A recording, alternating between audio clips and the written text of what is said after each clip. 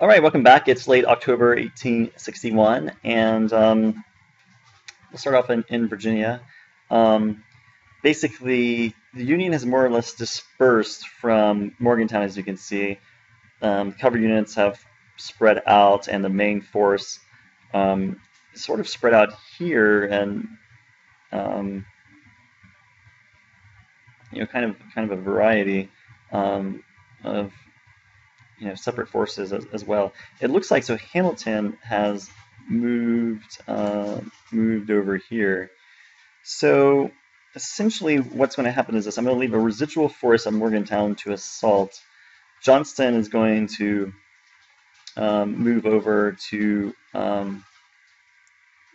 Parkersburg, and then we have a host of basically, hopefully, kind of like it will be one-on-one cavalry action, along with the Laurel Brigade coming through to sort of try to clear everything out. I don't really know what the Union's objective is, if they're actually just planning to hold this position or simply to retreat away. Not a whole lot of action happening over here. Basically, we have McDowell and then I'm sorry, McClellan here, and then McDowell here.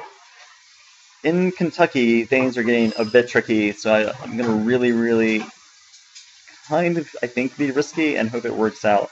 I'm going to basically plunder and pillage this area. Is that right? Plunder and pillage? I think so.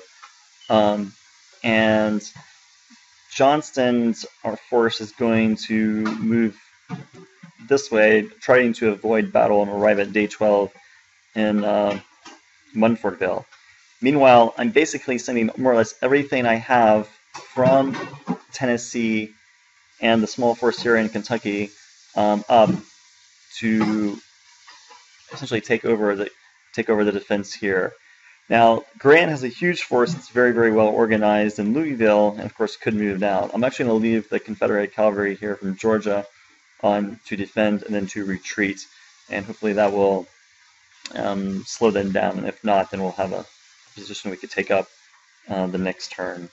Out west, continuing to maintain control, and Shelby's force will move back north toward Mound City. As you can see, McCulloch is now facing Lyon with the river in between us. It's actually really difficult for the Union to get to Springfield. They either have to, from Jefferson City, move over to Vienna and then go to Carthage, go around to Carthage. You can see we actually control the railroad here, or go around. Of course, the river is between. Looks like Sumner is just sitting tight. Let's take a look at what's being produced. Still a few brigades, basically some horse batteries I'm going to use out in Texas and in Missouri, and I'm requesting one light infantry replacement. Also requesting to increase the rail pool this turn. As you can see, we're basically using our maximum again. Okay, let's go ahead and run the turn. Wow, it's pretty interesting. After all that, there was only one small battle, it's a small cavalry engagement, which I'll show you. Basically, let me kind of yeah, that's actually showing this. It's like rather showing the snow, but basically, the Union has two divisions here that are out organized. Johnston did arrive here, no battles. We maintain rail control here. Two rail lines were destroyed here and here, which we'll have to fix. The Union forces actually escaped and made it all the way to over here. McClellan now has power of 1321, and McDowell now has power of 1656. So pretty significant. Looks like also we've been hit by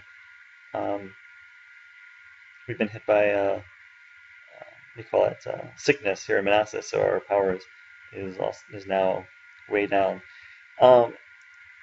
It looks like in Kentucky, Grant is moving towards Nelson, so he didn't actually arrive. I'm not really sure what happened, but I did see him moving that way. He still hasn't arrived, so it's just either moving very slowly or he was targeting Johnston and then switched course. You can see we just did destroy the railroad here, and it's been pillaged as well. Johnston now has a very, very, very large force here. Not super organized, but we can fix that this term. Oh, the other thing I wanted to mention was the Union has several timber-clad squadrons, which are pretty powerful. So we couldn't actually defeat that right now. Out in Kansas, Missouri, didn't see any movement. Looks like the forces actually left Fort Leavenworth and moved over to Lexington to join. Well, Sumner was there. Sumner's now left. Is he over here? Yes, so Sumner's now joined Jefferson City, so the Union's kind of moved everything to the east. Let's take a look at the messages. They did surrender to us in Morgantown.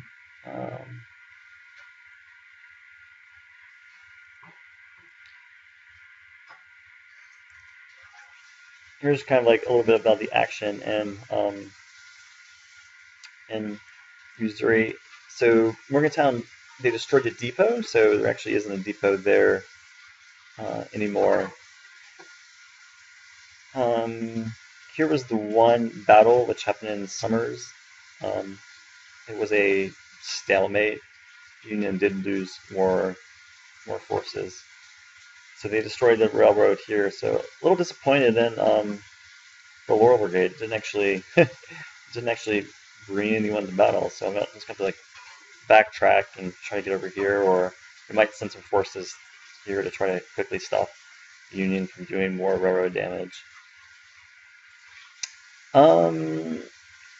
We've finished building arsenals. Let's see if we can see what that does.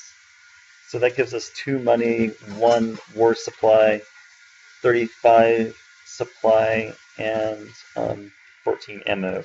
So let's look at another one. But as you can tell, these are sort of the these are the results of what was produced. So brings in money, supply, money, war supply, regular supply, and then ammo as well. Looks like. Let's check out the one in New Orleans. Let's see. It was Leeds and Company, yeah. So okay, that's interesting. So brings in money, a little bit of money, and then a lot of war supplies. So Ironworks bringing more war supply than the other one. So there are nuances between it. So the description is not exactly accurate, I guess. Here is talking about the United States basically succeeded in retreating, so we had trouble actually bringing them to battle. And then finally, we have a whole bunch of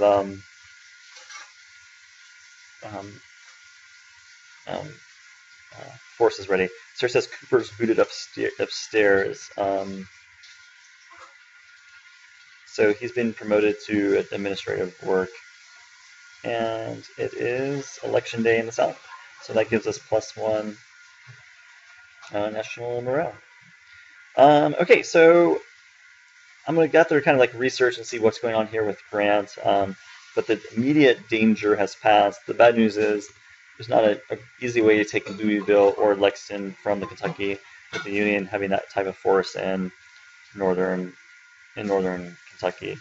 Again, I think a lot of the action I'll try to maintain it out here in the western part of Virginia, but the Union is definitely a lot more organized here, and with our health issues in Manassas, that's not could be a little bit of risky next turn if the Union went all in on Manassas, for example. Okay, see you later.